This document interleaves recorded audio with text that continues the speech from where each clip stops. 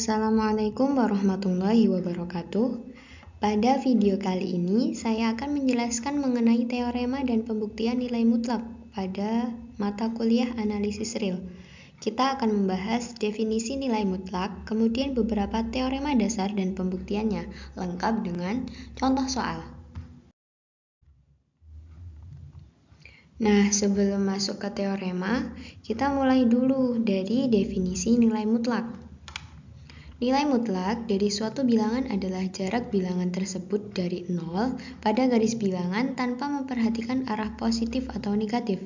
Secara sistematis, nilai mutlak dilambangkan dengan tanda dua garis di kanan dan di kiri bilangan dengan didefinisikan sebagai nilai mutlak X sama dengan X jika X lebih besar dari sama dengan 0, nilai mutlak X sama dengan min X jika X lebih kecil dari sama dengan 0. Artinya, angka berapapun akan masuk nilai mutlak, atau maksudnya angka berapapun kalau masuk nilai mutlak, hasilnya pasti akan positif.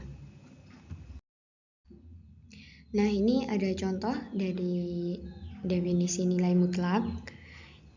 Jarak min 5 dari 0 adalah 5. Sehingga nilai mutlak dari min 5 adalah 5. Dan jarak 5 dari 0 adalah 5, sehingga nilai mutlak 5 adalah 5.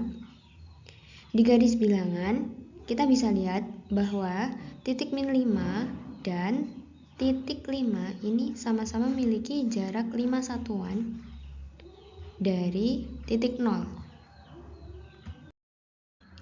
Selanjutnya tentang teorema yang akan dibahas, yang pertama yaitu mutlak A dikali B sama dengan mutlak A dikali mutlak B untuk semua A elemen bilangan real. Yang kedua yaitu mutlak A kuadrat sama dengan A kuadrat untuk semua A elemen bilangan real. Dan yang ketiga yaitu jika C lebih besar dari sama dengan 0, maka mutlak A kurang dari sama dengan C jika dan hanya jika A berada di antara minus C dan C. Selanjutnya, kita masuk ke teorema yang pertama, yaitu nilai mutlak hasil kali sama dengan hasil kali nilai mutlaknya. Secara matematika ditulis dengan mutlak AB, mutlak A dikali B sama dengan mutlak A dikali mutlak B untuk semua A elemen bilangan real. Pada kasus yang pertama, jika A sama dengan B sama dengan 0, maka terbukti, artinya nilai dari A ini digantikan dengan 0 dan B juga diganti dengan 0. Maka mutlak 0 dikali 0 sama dengan mutlak 0 dikali mutlak 0. Maka hasilnya akan tetap 0. Maka kasus yang pertama ini terbukti. Untuk sekarang, kita perhatikan pembuktian yang kedua. Jika A lebih besar dari 0 dan B lebih besar dari 0, maka A dikali B lebih besar dari 0, sehingga nilai mutlak A dikali B sama dengan A dikali B, sesuai dengan definisi tadi dari nilai mutlak. Mutlak A akan sama dengan A dan mutlak B akan sama dengan B. Dan sama hasilnya A dikali B atau mutlak A dikali mutlak B. Nah, sekarang kita perhatikan kasus yang ketiga. Jika A lebih besar dari 0 dan B lebih kecil dari 0, maka A dikali B lebih kecil dari 0, sehingga diperoleh nilai mutlak A dikali B akan memiliki dua kemungkinan, akan sama dengan negatif A dikali B dan A dikali negatif B, sesuai dengan definisi nilai mutlak A. A ini bisa sama dengan nilai mutlak A, dan negatif B ini akan tetap bernilai positif dan menjadi nilai mutlak B, sehingga terbuktilah dari ketiga kasus ini untuk teorema yang pertama, yaitu nilai mutlak A dikali B sama dengan nilai mutlak A dikali nilai mutlak B untuk semua A elemen bilangan real. Yang selanjutnya yakni contoh soal. Hitunglah nilai mutlak min 3 dikali 4. Penyelesaiannya, hilangkan dulu ini kurungnya. Jadi min 3 dan min 3 dikali 4 ini menjadi masing-masing nilai mutlak, sehingga menjadi 3 dikali 4, maka hasilnya 12. Selanjutnya adalah teorema kedua, yakni nilai mutlak pangkat 2 atau kuadrat sama dengan A kuadrat untuk semua A elemen bilangan real. Pembuktian dari teorema tersebut yakni karena A kuadrat lebih besar dari 0, maka A kuadrat sama dengan mutlak A kuadrat. Jadi, alasan sederhananya yakni setiap bilangan kalau dikuadratkan hasilnya pasti positif, dan nilai mutlak juga selalu menghasilkan nilai positif. Jadi mutlak A kuadrat sama dengan A kuadrat, maka hasilnya pasti positif.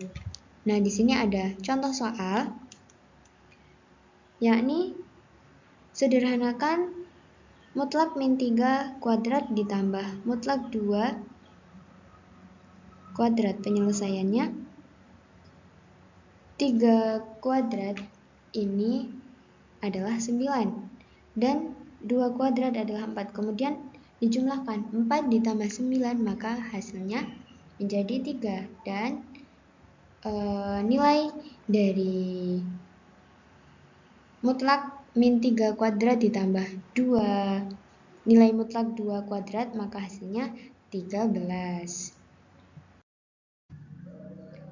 Selanjutnya teorema yang ketiga. Kita perhatikan teorema ketiga. Jika C lebih besar dari sama dengan 0, maka mutlak A lebih kecil dari sama dengan C. Jika dan hanya jika A lebih besar dari sama dengan min C dan A lebih kecil dari sama dengan C. Pembuktiannya, jika nilai mutlak A lebih kecil dari sama dengan C, maka A lebih kecil dari sama dengan C dan min A lebih kecil dari sama dengan C, yang artinya A lebih besar dari sama dengan min C dan A lebih kecil dari sama dengan min C. Begitupun sebaliknya, jika A lebih besar dari sama dengan C dan A lebih kecil dari sama dengan C, maka diperoleh A lebih kecil dari sama dengan C dan min A lebih kecil dari sama dengan C. Jadi nilai mutlak A lebih kecil dari sama dengan C, karena nilai mutlak A, jarak A dari 0. Jarak A dari 0,